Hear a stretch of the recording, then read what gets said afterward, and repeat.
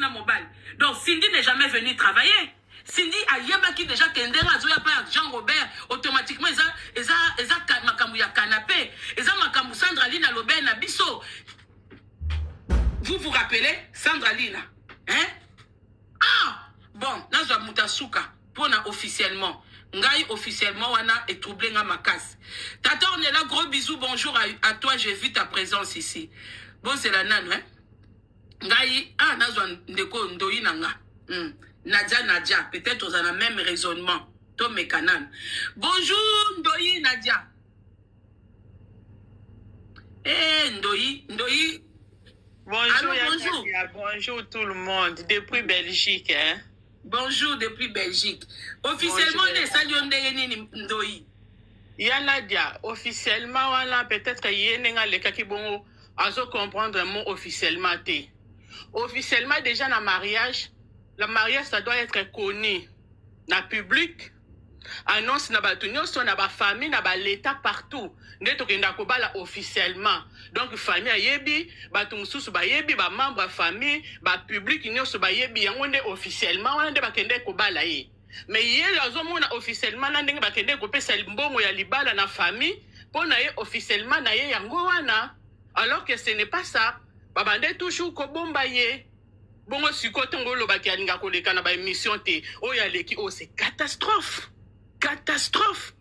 Comment tu peux dire que tout on a côté qui en 2006 donc aider là-bas il faut frotter bango mbali babande déjà ko lingana ba lingana ki na bango. Mais en gros moi aussi je comprends bien il n'a jamais eu le travail. Ça a toujours été le travail avec le plaisir parce que elle a intégré quartier latin en 2006 et ils se sont connus directement. Voilà quand elle dit que je suis venu en 2006. Oui. Donc à ce moment-là déjà ba lingana ki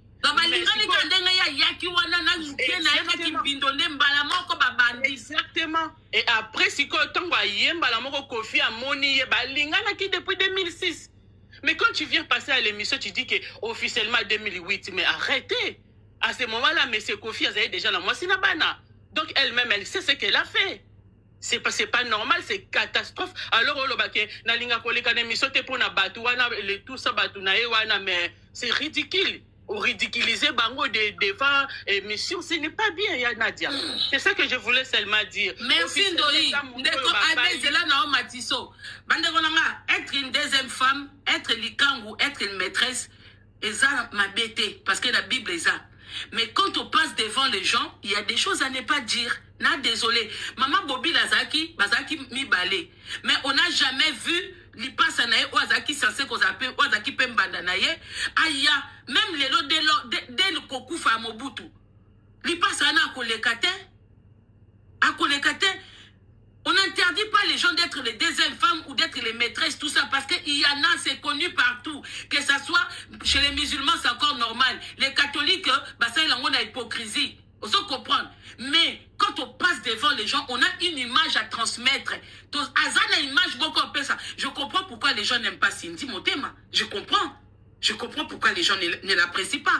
Comment on voit qu'on le babilo quoi na mission batu et puis on voit que ben mission mususu yaka te o kokakande ben mission mususu te parce que on voit batak net muto quoi David Mombele na question wana o yoba na makambo lobby ako développer ngo ba question belé kolandana mais ndeko moi ça lobby kaka dans article oloba officiellement tu étais épouse de Jean-Robert Kofi en 2008. Mais il faut que Kenango Musika, to yebake ozaki épouse yango officiellement comment? Parce que Batmazaki tozela.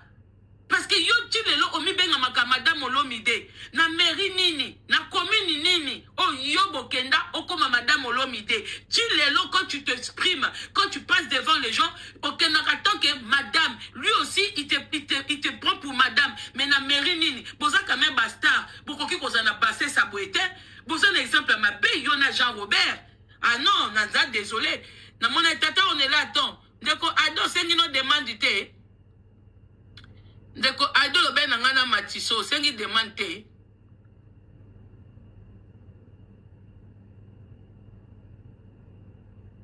Bozela priorité quand même la tata on est là qui fait des lives aussi comme moi. Bonjour maman Congo. Bonjour tata on est là. Tata on est là tozo sungana awana officiellement wana hein. Cindy, elle voulait juste dire qu'ils ont officialisé leur relation. Qu'officialiser relation et union, ils auront des choses différentes. Parce que relation, ils ont un stade, il y a prédote. Prédote, ils ont officialisé relation à biso. Mais mariage, si vous avez la mairie, vous officialisez union à bino. Mais si vous officialisez, mais si vous avez d'autres, il y avait qui? Parce que l'autre a officialisé, tout le monde a dictionnaire, tout le canon officialisé. Parce que quand il dit que officialiser, comme on dit, le mariage doit être honoré de tout le monde. Officialiser une relation, c'est-à-dire que Batouba Yebibino déjà que boza ensemble. Et ça, Obasa qui n'a katimini wanate. Wana Obongo Basala Basala na kuzu. Les gens ne savaient pas. Que ce soit na kuzu ou pas, tant que membre de la famille a Kofi Ayaki. Mais c'est oh là là. À considérer en gros qu'officialiser relation à Bango en fait. C'est ça le problème.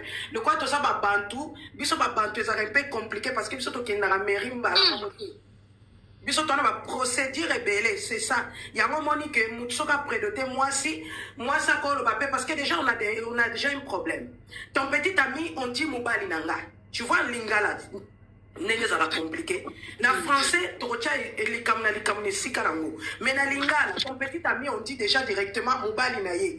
Pendant que c'est pas encore son mari, c'est juste son petit ami. Si on a prédote, Batu Mingi va commencer à officialiser relation à Bango na prédote et comme il a Bali. Tu vois, c'est ça le problème. Bon, officialiser qui, nini na Bango relation à Bango Kaka. Mais ce n'était pas officialisé union à Bango parce qu'ils n'étaient pas encore mariés et femmes. C'est ça le problème. Il y a un moment que l'Inga les a catastrophiques parfois. Mais alors, on a l'Inga en français. Ouais, mais alors, il y a en français, mais le problème, c'est qu'il y a Cindy sur l'Inga. À traduire en français, il faut savoir que l'Inga, des fois qu'on a traduit en français, il faut avoir aussi minimum de la sagesse. Moi, je pense que Cindy, elle a été perdue. Et donc, pour moi, Cindy, sagesse, c'est ça le problème. Donc, il y a un moment où traduire la langue mususu. Il faut avoir minimum de la sagesse aussi. Parce que on est là. Tout ce qui est rendu officiel, c'est tout ce qui est c'est des trucs qu'on rend public. Hein. Mais bango di bana bango est public. Et donc officialiser, c'est-à-dire que vous rendez ça, les amis sont au courant, la famille, la mairie, tout ça, officiellement, c'est ça, c'est rendre public. Mais bango à quel moment bango baranda qui en puisque même d'autres wana batuba loba kaka qui était là pour na bato baza star nan muta viva ndeti le loto babenga ke madame Olomide qui était là c'est quel monsieur le maire quel bourgmestre oyo abalisa bango nan c'est ça place problème mais biso tout oyebi on doit se dévoiler la face toyebi de quoi Kofi oya moi si on essaie j'ai pas besoin de citer son nom toyebi oya torizaka Kofi na ba bêtise nyonso toyebi. Cindy Koyaka Souté. La comprendre pourquoi l'Obarate. Koyaka Souté. Ne viens plus. Oza Penza, donc, on a émission Dora. Merci Tata, on est là. Non, je vous dis la vérité. Cindy, ça n'a rien. Tu ne fais pas des émissions parce que les gens sont pas des professionnels. Non. On est quand même émission te pour l'Obate. Yo a pas Kofi na kotite kolase ba pique. Oyebi kolobate. Maëlle ne soukana ina. Parce que sortie médiatique na yo et rendre Penza mauvaise. Ça t'a rendu, donc ça nous a montré que tu es parti pour le boulot, mais ton boulot, ça s'est transformé directement. Ça veut dire que yo banda déjà qu'on rêvait Jean-Robert de chez toi.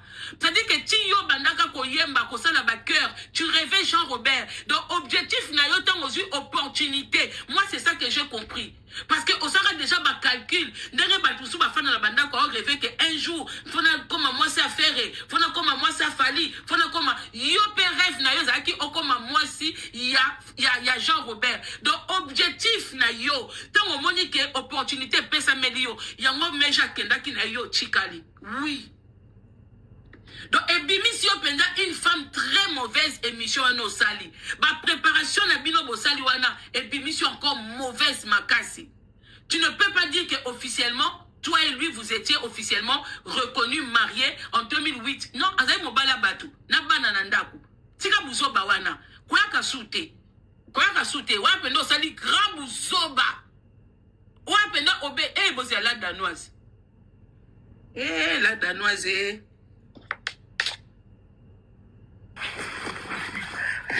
Allô, bonjour la danoise. Bonjour. bonjour, Maman Congo. Ça fait très longtemps. Ma caméra, ma bango, na bambaka, na bile, l'autre canaille. Bon, bah, en tout cas, on a fait une botte na batunio sur ma fan à Maman Congo et tout et tout. Bon, Maman Congo, moi, je voulais dire quelque chose parce que au moins, il y a 2008, Internet, peut-être, ça l'a qui n'est pas si coyoté, hein. Ceux qui m'ont Bali, il faut qu'on publie, qu'on s'en la boue. Mais Maman Congo, moi, je te dis, je n'ai bisayo parce que on a la famille et puis, oyebi, pasteur Moko Boye, pas il y a bandaka ko sambeda. Aleka kutu ayana voiture azongi c'est la Kofi pour récupérer Cindy.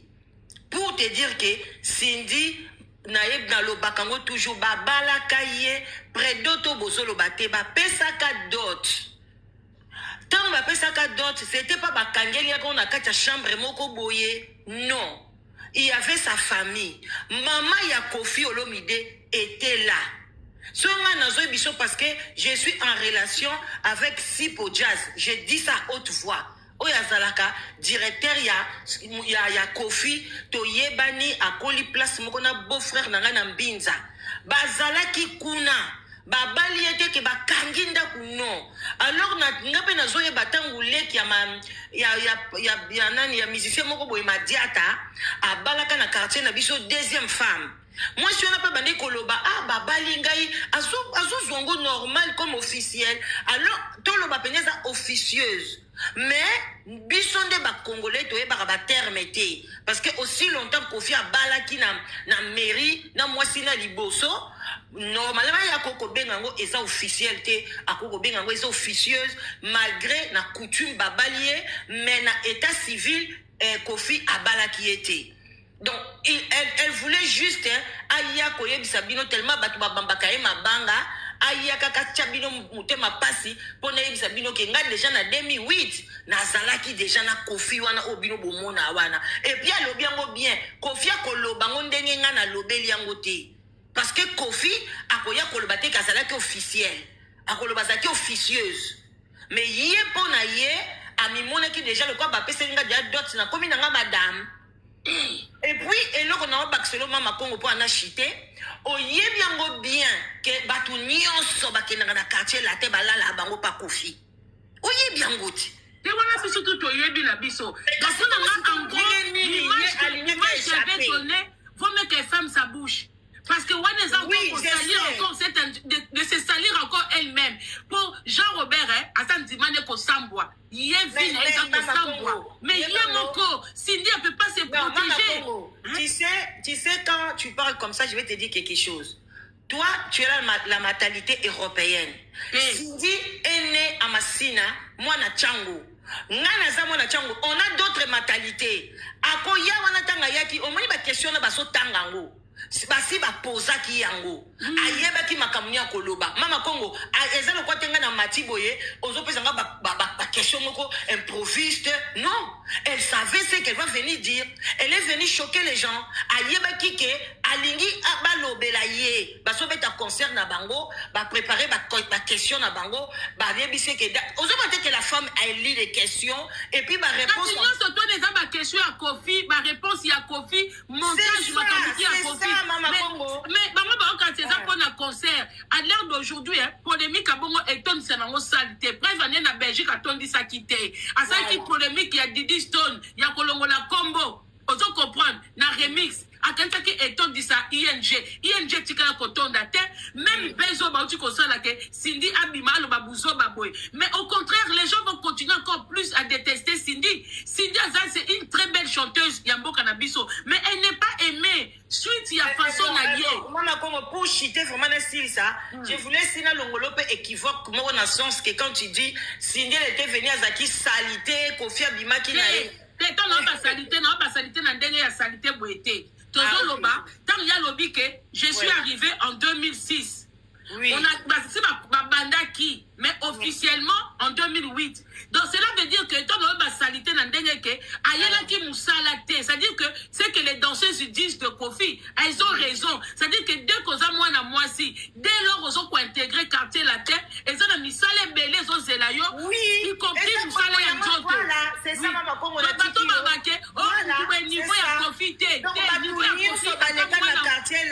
jamais banamba tumina bibali pe misusu pe baleka na tatami na ye wana ye bango soko beti kuna mwasi to mobali soko za makasi te en tout cas soko tikali o 3 ans 2 ans olekani na battoir na ye wana c'est Kofi ce n'est même pas Cindy mutu nyonso aleka kuna c'est ça bato musu bakoka te bakima omona ba preuve ya mwana mwasi abetaka na boziana abane kokoka makambo wana te ti babebana mwa mwasi na kima ti eza pe ba mission mususu amibali Jean Robert abeta système wa tia Sandra Lina boye abeta kasi Mama Congo oui nani alobango garçon aku o babane ko interroger kuna na Angola kufa wana aloba nyonso tout akosata donc yende soko ndimi ozala tio koma pa mama si oleki na nzela wana te okosi luvunu aleka wana yango monaki sikoyo Kofi pa monaki ke Cindy azali omoni Mama Congo ngana yoboye bakomona biso balbi muto soto memie na nzela ya négativité quand je dis de négativité na boy kolobebele tu comprends quand même et si mbate étoile na ye ko bende na positivité côté ta muso abonzambe o comprendre atele qui est déjà dit oyo akosimbela nzungu akosalela ngabo yo kanti mama siasa la kama musala muziki kolala ye non azapena misala milili ya il faut le savoir, c'est pas donné à tout le monde. Yonanga bakope sa bito pe malamoto zwili boma, tu vois. Donc azana misale belé, azana nazamo santuta, adima yango makambo belé. Mama Congo merci dans la donation. Merci la danoise, merci. Bandeko na commentaire obo tiake Jean Robert Aleka fali na faire luvunu na bino déjà na ba commentaire poso Aleka bango banga baza seke baza lelote. Aleka bato abenda bango ba étoile. Aleka bana mibali o abenda ba étoile confiance na nani fali azana étoile na echilelo faire azana étoile na ye biloko abongo soki bazo bendo ngo ba bendo ba étoile donc bato bo koma faire fali bo tika na bino faire azana étoile na ye ezoko ezakuna ipa ba goloa na jet set ezakuna efandi kuna tranquille fali azakuna na ba warrior étoile nezo pela bato babi ke ba pesa musomba na bango bolimbisa nga et pas Jean Robert mitali bango mo bakomi yeba ezana bato misusu bakimaka lelo bazongi bana misala bakima na bango bakenda mais eloko wana ezo benda bango eloko wana système ya konkunza maana ona kokomi so mokomboso tala obi chaque eloko na Congo bano bazaka inspiré na obimisa banzembo so bauta ka wapi mais muta komisa baninga mokomboso Jean Robert komisa na kokomi tala kutu Sandra Lina kuta eboy ateka Sandra Lina je comprends Cindy koyaka te oza penza omoni Cindy sika na moni kwa maele te yona mutu na yo Jean Robert boza les oiseaux de même plumage qui pumboient ensemble omoni il y a des histoires quand on devient populaire comme ça il y a des histoires à ne pas koloba. Il y a des histoires à ne pas rencontrer. Yoza mwana mwasi. Omoni même Bilabel a koko beta relation na ndenga za kina rochero, mais il y a des choses kalobakate. Il y a des choses pas dit que chaque niveau ya basi balandaka. Yonde rozana musique na yo, ezana basi obayoka kayo, alinga pete mutu mwako botule libala na ye. Ozape na basi mususu balanda musique na yo, obazape na position na yo, obakenda pe bazo babala baninga. Quelqu'un laisse quelqu'un prendre, mais il y a d'autres personnes qui arrachent. Yo zate ke mutatiki yo zui yo yaki déjà na idée na yo na kati ndenge ba danser sinyo so baleka. Kasi na place na AC Milan pazala wanati. AC Milan ba type na godé. Na contre volonté ya ngwa kima mais yo eza olingaki yango. Omoni ba danseuses kutu bazwaka bango. Non, les danseuses sont gentilles. Ba danseuses belé bazala na position bolo bateko po babala ki bango te Cindy yo doza muté amabe parce qu'il y a eu beaucoup de danseuses qui ont eu l'opportunité de devenir comme toi mais batala ke awate AC Milan bataka pe na ndaku godé awa AC Milan awa alia na poto mais AC Milan bi oza nzela na ngate oza volonté na ngate na yaki kobina mais muto yo akomisinga boye kamukima akima atika o nyoso yozo mona bomengo mais muto yozo akobetela lisolo bande unanga na ndenga mabete muto yozo akobetela lisolo Cindy ana banati na comprendre siko pourquoi moi na biso nanga kutu na yaka pe ko baneke tika impolitesse boy mais na comprendre pourquoi popola kayo quand on a vécu avec un homme qu'on a yoza na mwana kuna te Mais ba sortie médiatique non mususu. Est-ce que Ali atanga zaina libala? Bon mona na ba sortie médiatique ya mabe. Bon mona ba godé. Même ceux qui na kala réseaux sociaux ezala kité mais ekomat. Baza pena maloba kolobat. Pourquoi bayakate? Pardon, parce qu'il y a des enfants. Et ça na baso pe ba bota na Jean Robert. Bon ba mama ba keke wana. Bazat. Baza pe ba makango. Tu bango kutu baza ba makango ba pesi ba lik. Baza ba soso oyo lik e dimi. Et bon, et comme il poussait, ne pense pas que Yondo Zali trophée à Jean Robert. Mais quand tu fais des sorties médiatiques comme ça blesse les enfants. Ça blesse. Faut aussi doute. Il y a des enfants qui sont fragiles. Donc, il y a confirmé que Jean Robert trompe les gens. Donc, non seulement c'est un papa ma bé, c'est un époux ma bé, c'est un patron peu ma bé. Tu viens de nous le confirmer. Na matsanam, na kenan kozwa inspiration. Na côté Cindy. Comme Luka qui osa l'émission balobela. En tout cas, l'émission nana mouta préparé. Bonjour à tout le monde. En tout cas, je veux juste dire quelques points. Premier point, je veux que tout le monde sache, ça n'a rien à voir avec Ibo, deuxième femme. Maître Gims, notre artiste le plus grand congolais de la diaspora, Maître Gims, sa femme Denden, elle était sa deuxième femme. Maître Gims, il est un musulman, ok? Pourquoi les gens n'avaient rien dit par rapport à Maître Gims et Denden? Parce qu'il assumait Denden. Denden était sa deuxième femme, ok? Mais il assumait. Si vraiment c'est vrai que voilà, Mingizile, elle était sa deuxième femme, pourquoi Jean-Robert ne l'assumait pas? Moi, je vais remettre l'émission que Jean-Robert avait fait avec Ika De Young en 2022.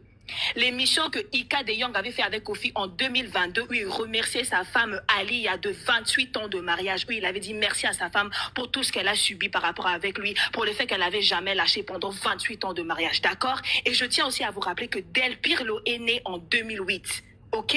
Del Pirlo, il est né en 2008. Cindy Oyaki ko baby sa famille à Batou, Oyaki ko baby sa libala Batou. Ba danseuse et belé bazoka ba opportunité pe ba ya ko foot le bango ataba vache, ataba meme, ataba ngombe, mais ba refusa. Ba monsieur soupe ba fouter la bango pe ba dot. Arrêtez de vous foutre de se foutre de notre gueule et puis de la langue française officieusement ou officiellement, ça n'a rien à voir. Ozala qui officiellement té, Ozala qui peut officieusement té, Ozala qui Chiza de 15 ans et puis Mama Kongwa Kosa qui té Oyaki salité. Et tu t'es dit dans ta vie que ouais, je vais rentrer dans cet orchestre et tout détruire. Le patron va devenir mon homme, le patron va devenir mon mari et j'en ai rien à foutre de la femme ou de les enfants ou des enfants qui sont dedans. Tu es très méchante et tu es très mauvaise. Maman Ali a Eddie Diston, ma copine, votre Dieu est le plus fort. Merci à vous les Congolais. Aujourd'hui, justice de Dieu en a. Tout le peuple congolais voit vraiment que toi, Jean-Robert, tu es un sorcier, tu es un pervers narcissique et tu t'es vraiment foutu de la gueule de toutes ces danseuses mineures.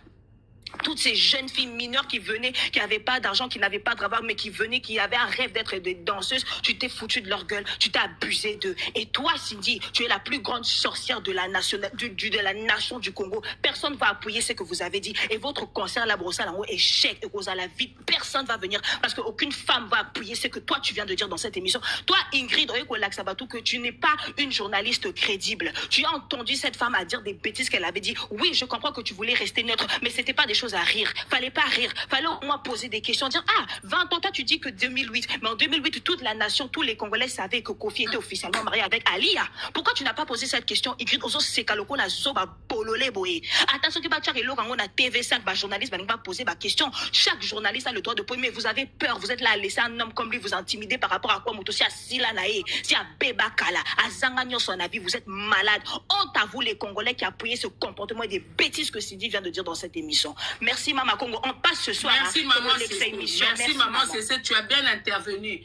Bah, côté Moussous Ozaka, vraiment très choquante, mais là, vraiment, tu as dit les choses. La famille Tozamité m'a bêté. Il y a des choses, ça doit rester en catimini. Il y a des choses, ça doit rester en privé. Cindy ne doit même pas placer en émission. Il y a un comprendre pourquoi Bokima David Mombele. Parce que Moutoko Cindy sont battus face à face à David Mombele. Ndenge bossa qui montage na bidona moi si oyoyo théâtre de chez nous, les questions écrites par Jean-Robert, les réponses écrites par Jean-Robert, scénario tout. Bossa dit couper action, et comme on dit que maintenant c'est bon, elle était prête, elle était au Kende. Mais attends, mais Cindy, Obikenga o leke lingayi. Les deuxième femmes, il y en a. Akobeta lisoro na ba camarade, na ba famille, ba koyeba ke ba bala deuxième femme. oyebi passe osa muninga bango nyonso bauteli na kibombanda oui mais koya koloba ke na 2008 babalaki nga officiellement tout ça pendant qu'il y avait une maman des enfants à la maison mais obi kwa mutema mabe oyebi vraiment que non bobenga obi ke émission oyo bomona ke ondeni ni bino moko tango fandi o lati bilamba nao si tu oses amaele terre je comprends les gens qui t'apprécient pas Makambo Sali même Biliabel à l'époque elle pouvait pas le faire. Il y a toujours, au moins une émission, bah yaka, les choses que tu penses, les choses que tu as vécues, batala kelo kwa koloba. Batalaka, ba musicien belé bazana ba makangu, ba président belé, ba politicien belé bazana makangu. Mais ce n'est pas des choses à étaler. Pourquoi d'après vous, Mitterrand Bomaka Mouananae, vous pensez qu'il n'aimait pas sa fille? Mais parce qu'il y a une position qui m'a conduit. Il ne pouvait pas se permettre que les Français à Bota Pembeni. Jusqu'à ce que Batouba yé. Et pour ma bongisa, va réunir famille. Ça ne se dit pas. Vous pensez que neto la bisobwe. Basa ma bala bazate. Parce que deuxième bureau, tout ça et tout. Oui, on sait. Mais tes Gims Zaza musulmans, chez les musulmans, ils ont droit jusqu'à 4 femmes. Condition de les académies, les 4 femmes de même manière. Mais nous, on n'est pas de musulmans. Cela veut dire que quand tu as une femme officiellement que tu as présentée à tout le monde, oh, nous, c'est ça, Cindy, tu n'as jamais été officiellement. Tu as toujours été une chisa. Parce que en 2008, il y avait Maman Alia. Olingo Lingate, en 2008, il y avait Maman Alia avec les enfants. Osons comprendre. Donc, tes histoires-là de venir dire que officiellement, en 2008, que Batouba Mataawa, on n'en a rien à foutre. Dès lors, il y avait une femme que tout le monde connaissait avec les enfants. Il n'y a pas d'officiellement. Non, désolé. Tout ça, va musulman. Oh, tout ça, la kawana, eza mutu na mutu. Comme ça, normalité. Chaque famille a sa façon de voir les choses. Tout ça, va te belé, oh, moi, le pango 3 mamans, le pango 4 mamans. Oui.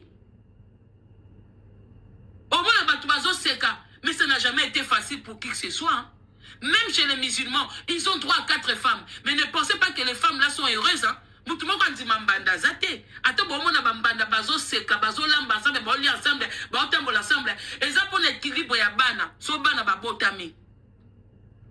Un moment, on commence à faire ça parce qu'il y a les enfants. So bon garder bana, bon garder famille équilibrée. Bino ba maman faut bosser la kasamba. Vous ne pouvez plus vous permettre yako bunda, yako swana parce que etaka distance na bana. Est-ce que bino boyebi ke bane bele ba botami na polygamie na tourna bango balinga bombanda te? Ce que zaki loko moko normal. De bana oh tout ba botami na ba deuxième femme na ba troisième femme so mobala zuli mbanda mona ah c'est normal ngapi maman nga azaki deuxième femme ngapi maman nga azaki troisième femme mais zaki ba choix na ba maman na bango ezali ba choix na bango te ezali ba choix na bango te mais tu fais des sorties comme si tata naza na bana te. Toi certes tu n'as pas d'enfant mais lui il a des enfants. Et puis toi, on te dit, parle de toi. Au moins, Osaka prisonnière. Ne viens pas dire que tu es une femme de caractère. Osa Olokuta. Au Kosiba, tu n'es pas une femme de caractère. Si on a une femme de caractère, émission là, c'était pour toi. Il fallait parler de toi et ne pas mentionner Kofi. Parce qu'il y en a marre toujours que quand tu fais tes trucs, Kofi, tu n'as pas de vie à toi toute seule. Tu n'as pas de vie. Quand Kofi n'est pas là, donc toi, toute ta vie, c'est Kofi, quoi. Donc, yo, osa plus Kofi que moi, si oyo, afin n'a plus de 23 ans, ou à Botelier Bana. Donc, yo, n'ingo la sabi, so que yom to yebi, donc yo, n'a oubim sa ke, o kolye pas Kofi, ma camion so Kofi, bongo baso ba Botelier Bana ba olobani. Donc, yo, bimana, miso batu, tu veux te comparer du monsieur, pour yema koma ou na mutu. Pervers qu'il est. Mana, désolé, tata, ne, carrière ne se koufi. Carrière est koufi. Non, carrière est koufi, pourquoi? Parce que il ne voyait pas sa fin comme ça. Il ne voyait pas sa fin comme ça. Dès lors, il a mis une femme. Dès lors, il a mis une chanteuse na place wana à officialiser. Il a prétendre que va officialiser carrière, fin de carrière chaotique. Oui, Jean-Robert fin de carrière, ils ont malongate. Oh, les gens, ils n'ont rien à foutre. Au moins, soi-disant, album à Cindy, et ça, on a l'autre côté. C'est là qu'à faire à boire, fallait boire comme on est que l'on voit la circulation. Les gens ne calculent pas ça, penza. Boire quand on a battu, il n'y a rien. Il n'y a rien. Parce que vous avez mis ça qui m'a mabé. Il faut qu'il va supporter yo penza. Oui. Pourtant, un chanteur de charme pour les femmes. Mais Dieu quand a bémi sa bana batou à danseuse, a bémi sa bana batou. Mais quand les gens le voyaient comme ça, un chanteur charmant, tout ça, il y a derrière un charmant, hein, se cache toujours des pervers. C'est au moni moutouma, c'est trop charmant, qui aime trop chanter pour les femmes, qui aime trop les femmes. Bon, qu'il y a simanda kubomona, a kangabana batu ba chaîne, a fiakula kabana batu, a charabana batu, système na koko miso mokomboso, tout. Nazo julo sous inspiration. Zena machelo batu. Zena macha tribunal. Nabi que tribunal a côté la co. Maga côté le soka tribunal a kiti na kupolio Congo. Quand tribunal a côté le soka tribunal a kiti na kupola yo Cindy. Bonjour la famille. Mama Congo. Kapenane na bena banda kozela yo. Parce que makambo ngana yoki en tout cas Cindy oba français baloba. Toute vérité, ce n'est pas bon à dire. Merci. Au sali soni Cindy. Hein? Donc, il y a au lobby qui est au quartier latin, au côté quartier latin en 2006, et puis au commis moisi à Kofi officiellement en 2008. Mais en 2008, maman li azaka wanate Cindy Leker. Hein? En tout cas, pena babilo kwa bwesko to lobani to pesa mso ali a raison. Hein? Na muto pena zana sagesse na intelligence sans tricage, sans cocotte la mutu. Oyebi ke Cindy oza mutema mabe. Na logique des choses. Oza mutema mabe. Hein? Donc yo nengo zana na 2008 wana donc yo zaki no mwasi ya Kofi donc libala penda donc mwasi na penda na 2008. Hein? Baloba te.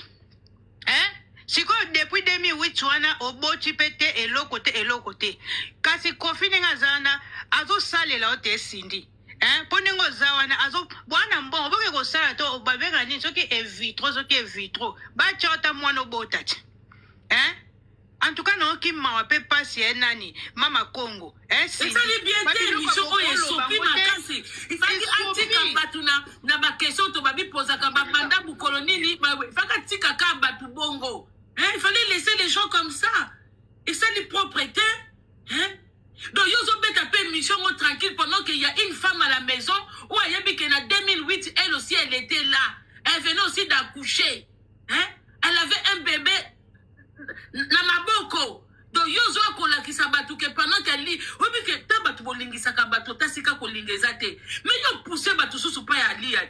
Ils ont poussé sous ma maman, bakende sous comme on a que à liat, tarazaki na bébé. Donc, on a kuna Cindy, à ce qu'on s'appelle na Jean-Robert, na ba danseuse à part, na yoli sous. Ah! Cindy, yo tanga penana inayo.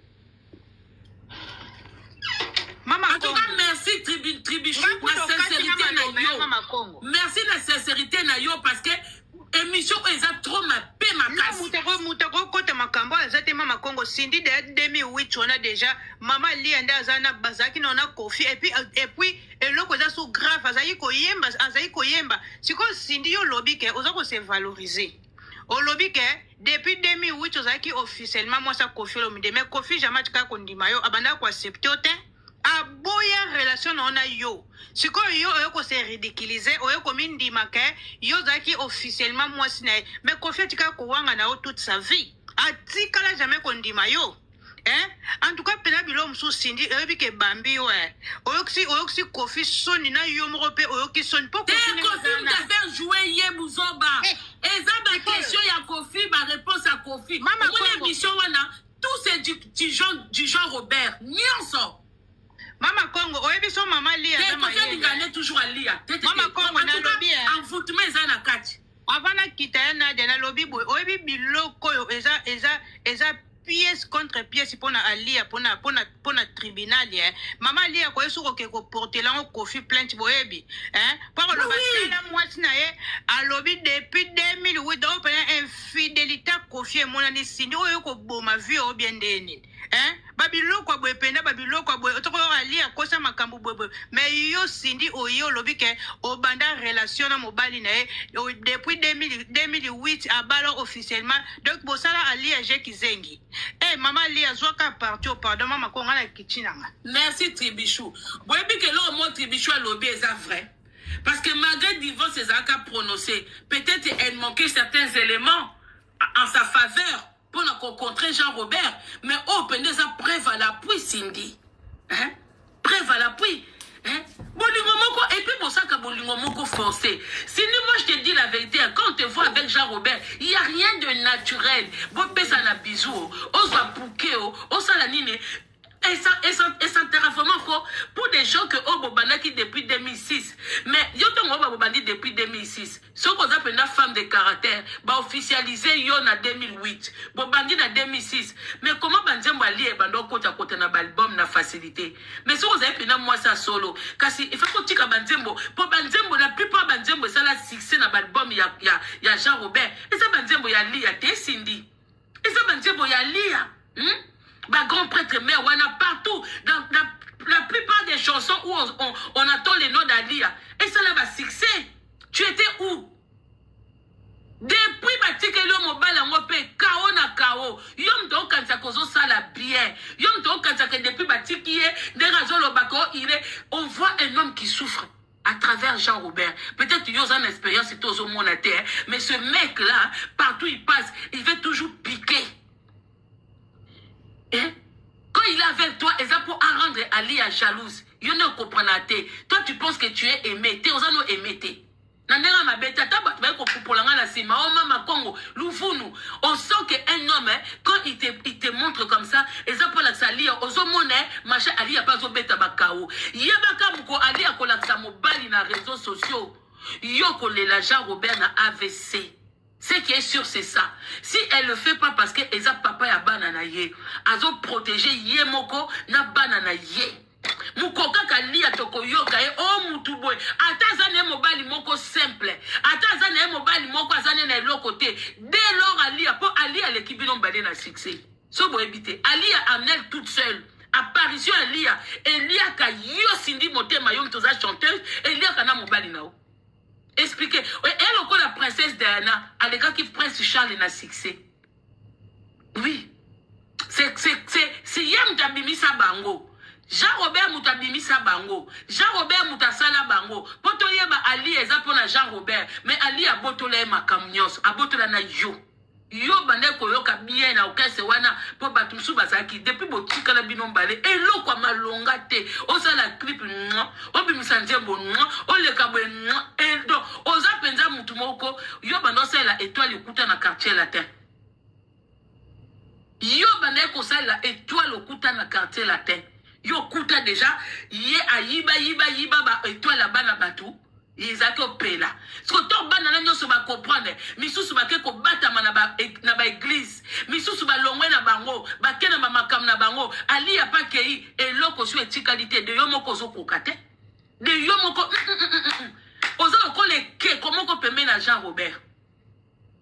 Ce ko ye baraté. De yo kase émission no sali no biminini. Danger. Ah, sorti ma be moko. Hein? Na journaliste na chroniqueuse elengi émission ezate émission moko lala pongi encore na lumière en robo tiaki bo mitema mabe yango bozali na restaurant dîner d'amoureux ou comment émission moko boy basi na basi bo fait na plateau ta la lumière moko mabe lumière sombre de émission yo moko nanu on lati ba couleur on lati mago mélanger deux couleurs mais épaissité. Il y a mon sous l'émission. Na ba lumière de faux on sur votre wana. Et bimisi bino sombre. Et là lisi bino. Donc na makambozo loba. Na lokuta na bino. Na montage na bino. Yo fako ke pa mombele. Yo ki mapona ni. Po mombele obanga yote. Obanga Jean-Robert te. En ça l'émission na ako beta ba question. Yo fako le kapa mombele. Oki mi poani. O kuna malonga ezate. Bon si que ça l'émission malonga eza. mutu bozo dicter ba question na ba réponse malongeza journaliste et chroniqueur à Zakabongo. Tant que Yozo Lobake, officiellement en 2008, elle n'a même pas cherché à savoir officiellement où Ngolo Banini, et Zanaki Nini, est-ce que Babalayo, tu ozomi benga madame Olomide, ou ebisibiso commune nini, na mairie ni Bobala na quitté, tu nous l'as pas dit?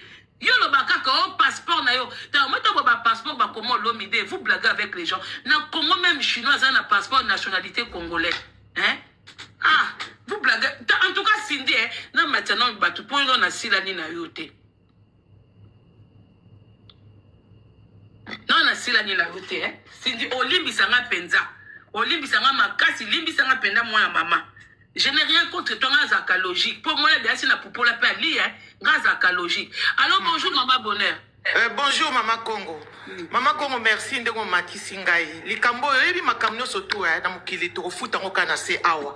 Ata ndenge nini to futa kaka. Ndenga lobi wana ezaka ebandeli. Nano asisi ko lobate. Maman Congo.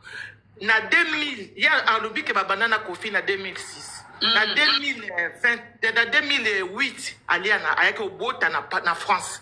Ayake obota Rolls. Rolls azoko sa 18 ans. Na décembre awa na 2025 awa. Donc hier asi abanda libala na Kofi. Batu balobi ke yo Kofi, ale na tika ki Kofi, ale na yaka na poto, ale na saki bo. Mais Kofi na 2026, Kofi azako ya poto azozonga ti. Kofi azako ya poto azozonga. Na 2008 wana. Hein? Na 2008 nini mwa mosi oyo Kofi nini Kofi azomona makambo ya mwana mosi oyo te. Mwana mosi akamata Kofi azwa Kofi na ndenge moko kokoko nzima te. Libala muninga eko bota yo tikali otikala ko bebisa libala na ye. Po rôle sabota na 2007. 2007 wada aliena zaki na bébé awa na France. Donc il y a atikali kuna na kisasa atikali ko kota na ye libala na atikali ko confirmer libala na ye na Antoine. Hein? Siko azolo bake quartier la terre kala ezaki bien te oya sikande za bien mais kiti saba musicien ba koti si Bercy ba koti quartier latin. Quartier latin, aujourd'hui, il n'y a plus de quartier latin. Quartier latin, pour retrouver un mot, il faut qu'il y ait tapis rouge. Et pas un mochi. Donc, on sentit peut-être que na son, na biloko autour, on sentit quartier latin. Quartier latin, pour sentir un mot, il faut aucun état où basam titu bazwa ba contrat, baloué, bazu bango ba contrat, ba keno beta. Mais il y a pas mi balé. Est-ce que na ING, na Belgique, ils ont qui quartier latin? C'est que, maman, hein? Yo kende koloba ke ba fort ba musicien so kala basala wana bazo koti sa quartier la ya ko pese bango bana ya koti quartier la ta yesa sali succès ko le kababuro yesa sali succès ko le kabafali yesa sali succès ko le kabasam yesa sali succès ko le kaba ba toto ba le ka kiwana même ba danseuse ba le ka na succès si na le ka ya na succès Fifi Miss Yolo, aleka ina succès. Ba Sandra Lina na tout baleka ina succès. Yako bimiselo ko etala makate. Sandra Lina ki dobeta kake mission moko. Yesa, abeta kake mission botala ba vu. Yeba vu oya zui eza pona chroniqueuse wana. De yemoko c'est pas la peine. Oui, vraiment. Bon que botala kaka nzembo na ya poupier na YouTube na ye etala mate. Kofi Olomide kanga mbwana yo, kanga ye. Kotika ili susu te kanga ye. Poso kotiki ye esili kanga mbwana yo Kofi Olomide. Po mwana mwasi akoma kaka so ili kamuke na koyemba te faiblesse na ye ya mbwana azwela Kofi ka wana. Ndeko, merci maman Bonnet. Ndeko lobi ba reçu base na bango zela. Ndeko lobi ba reçu base na bango. Wa lokuta, o eza base te o eza soni. Bino boye ba ko sa différence te ke muta e ko sa la base na muta sali soni. Boye ba kate, yo bino bloko no so benga ngo base ndenge nini. O yo fani na yo po komike base ba reçu base na bango. Eza base te, eza soni yonde ko mwasi okenda ke sika moko musala. Olobi ke okota quartier la tena 2006. Olobi be ke relation na na patron bandi na 2006. Donc OK musala te OK okenda ki na objectif parce que ba danseuse kutu ba denosaka. Que toyaka musala mais kako kuta mama nzoto ya denosango wapi. C'est ka sepela nango. Ezaka but na yeke aya ko séduire. Donc yemo kwa yena kindumba akute pena patron kindumba basangisi kindumba. Vous comprenez, et ça buzzité. So yo mona ngo buzz. Il y a une femme à la maison qui a aussi des enfants, qui a vécu avec cet homme-là en 2006, 2008. et en 2006. Koyoka ba témoignage à boy. Ata ba kabwana, ça fait mal. Il y a des enfants qui sont adultes. Vous comprenez? Dingwa kunom to comique. Ouais, la reçu baisse. Ouais, ça baisse. Bien vous avez que ça baisse. Donc vous confondez tout quoi. Bana mo ba fani na ndaku. Oh papa bazaki bana ya kati ya ndaku. Né dans le mariage, grandi na kati ya ndaku. Bayoka ke mwasi moko. Azule kana émission lo bake abanda ko bimana papa na bango pendant que maman na bango azaki wana. Obenga ngo bes imbécile zonga lisusu awa et comme live na yo kasi yo zwa sindi na ndaku na pa mobali na yo ota soke eza bes. Vous blaguez avec les gens? Batu baza choqué na émission wana yo zobenga ngo bes. Hein? Combien de fois to bengi Didi Stone impoli awate? Moi-même, Didier Makanga pona Cindy Motema wana. Si on a âge à Didi Afanda, elle a une mission bongo. Elle va respecter son père ou elle va pas le respecter? Elle va pas le respecter. Oh mais Cindy Kolako, wa moi mukete, ni na ko sa masina soni boy. Même si on ka hotel masina ke, bana nyoso masina pona pauvreté pona pasi, bandima buzoba oyo ndima wana. À un moment, il faut arrêter avec les gens, hein. Il y a ressources qu'on commande, on a 4 misapena. Beka Sazate. Comment les sous? Dingwaku.